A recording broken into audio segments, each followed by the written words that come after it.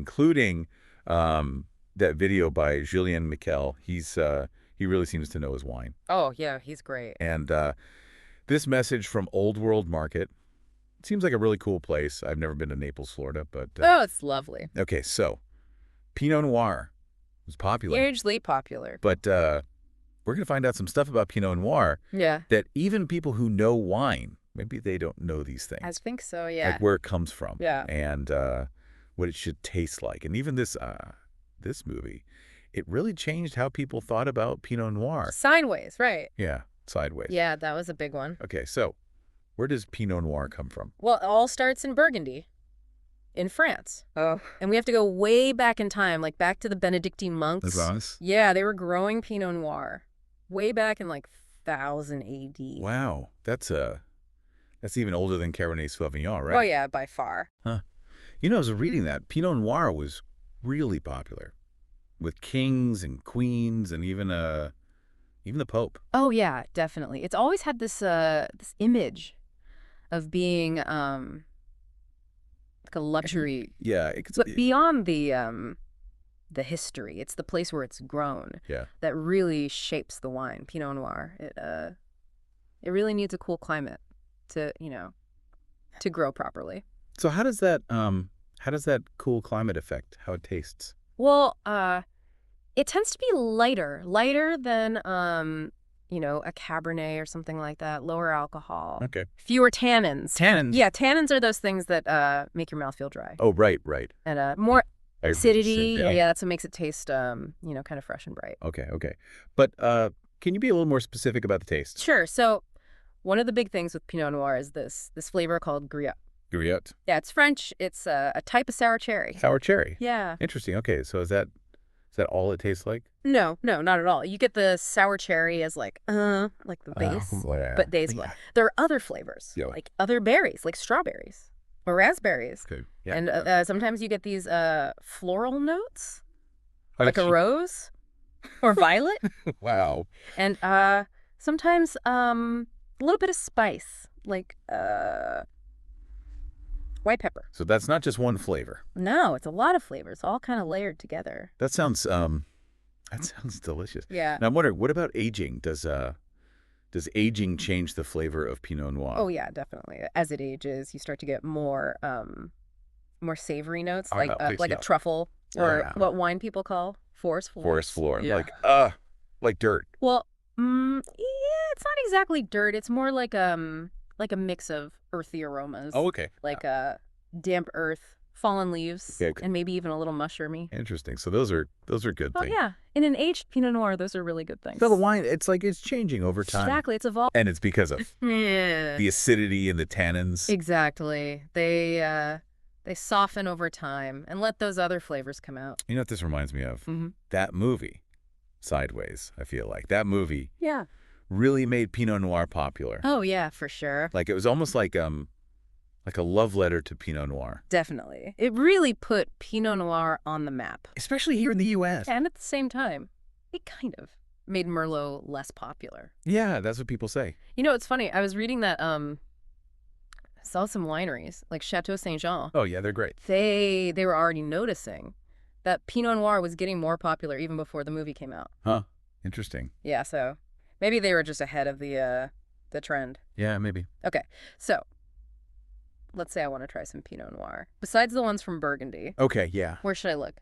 Burgundy is kind of the heartland of Pinot Noir, especially this region called the Côte d'Or. Right. It's where you find these really iconic villages like Vosno-Romanée. Yeah, it's a tough one to say. And Pommard. And they make these really sought-after wines, some of the most expensive in the world. Expensive. Yeah, we're talking bottles that can cost over $1,000. $1,000? Wow. Okay, well, that's a little out of my price range. What about something a little more affordable? Oh, yeah, there's plenty out there. In California, Sonoma County is great. Sonoma? Yeah, especially the Russian River Valley. And the Sonoma Coast. Okay, so. And the Central Coast is good, too. Santa Barbara. I'm saying. Stan Ynez Valley. Okay. What about Napa? Napa. Yeah. It's a little too warm for Pinot Noir. Oh, You want a cooler climate. Okay, so Sonoma and the Central Coast in California. Yeah. What about other places in the U.S.? Oregon and Washington, they're both making really, really good Pinot Noir. They have these cooler climates, and the soil is volcanic. It's perfect for Pinot Noir. Okay, so Oregon. Yeah. Washington. Yeah. And you said California. What about other countries? Oh, yeah. New Zealand is great for Pinot Noir. Yeah. Check out Central Otago and Martinborough. Okay, wow. We're going all over the world. I need to book a flight to try all this Pinot Noir. Yeah. Okay, so we've been talking about Pinot Noir as a still wine. Right. What about Champagne? Pinot Noir is in Champagne, right? Oh, yeah, for sure. It's one of the 3 main grapes in Champagne. Someone could. They could love Champagne and not even realize they're drinking Pinot Noir. Yeah, exactly. That's really interesting. It's a very versatile grape. Now, we got this message from Old World Market, and it seemed to be all about, trying different wines. It's a great idea. But they also have all this great food, like Mediterranean food, cheeses and pies and olives. It sounds really good. Yeah, I love that. It's like a full sensory experience. The wine, the food, it all comes together. Yeah, like you can just imagine having some friends over, a nice summer evening. Sounds perfect. And you have all this great food and some Pinot Noir. Yeah. So, anyone listening, if you're in Naples, Florida, you got to check out Old World Market. Definitely. Okay. Now let's go back to some of the things we were talking about before, like those forest floor flavors in aged Pinot Noir. Yeah, okay. It's all about the tannins. Remember how we were talking about tannins? Yeah. Like, they're the things that make your mouth feel dry. Right. And Pinot Noir, it has fewer tannins than other red wines. Okay. So as it ages, those tannins, they soften up, and that's when you start to taste those earthy flavors, like the forest floor. It's amazing how all those little details can change how the wine tastes. Yeah, it's really cool. It's like you have this tapestry, and all the threads, they're coming together to make this this complex picture. Okay, so you've got all these different Pinot Noirs from all over the world. How do I even choose? It's really all about what you like. Okay, but yeah, I'm standing in the wine shop. What am I looking for? Think about what kind of flavors you want. If you want something that's bright and fruity, go for a Pinot from a cooler region like Oregon or New Zealand. Okay. And if I want something more earthy, then you might want something from Burgundy or even California. Okay, so the region is important. Yeah. What are the label? Is there anything on the label that can help me choose? Oh, yeah, definitely. There are a few things to look for. Like what? Well, first, you have the vintage. The vintage. Yeah, that's the year. The grapes were harvested. Oh, right. And that can make a big difference. And how the wine tastes. The hot year would make a different wine than a cool year. Exactly. Okay, so? Vintage. Then you have the vineyard. The vineyard. Yeah, that tells you where the grapes came from. Okay. If it's a single vineyard, that means all the grapes came from the same place. That's cool. It's like a small batch wine. Interesting. And you have the appellation. The appellation. Yeah, that's the wine region. Oh, right. Like Burgundy or Napa Valley. Okay, so vintage vineyard appellation. Yeah. What are the price? Does a higher price mean a better wine? Not always. Really? There are some amazing Pinot Noirs. Yeah. That are very affordable. So I shouldn't just buy the most expensive bottle. No, not necessarily. Do your research, read some reviews, and trust your own taste. Yeah, that's good advice. Yeah. We were talking about Old World Market. Yeah. And how they have all this great food. I love that idea. I was just thinking it would be so fun to have like a Pinot Noir tasting party. Oh, yeah. With different wines and different foods. Oh, you do. Like a cheese pairing. Yeah. Or charcuterie. Oh, it would be amazing. Like, just imagine a summer evening. Perfect. You have some friends over. You're sitting outside. Lovely. And you're trying all these different Pinot Noirs and all this great food. Yeah, I love it. It doesn't have to be like a formal thing. No, not at all. It can just be fun. Exactly. It's all about enjoying the wine. And discovering new things. Yeah. And Pinot Noir, it's perfect for that. Oh, absolutely. It's such a versatile grape. Okay. Let's talk about Champagne again. You were saying that. Pinot Noir is in Champagne. Yeah, it's one of the main grapes. And some people, they might say, They don't like red wine, Yeah. but they love champagne, and they don't even realize they're drinking Pinot Noir. It's funny how that works. It's a good reminder to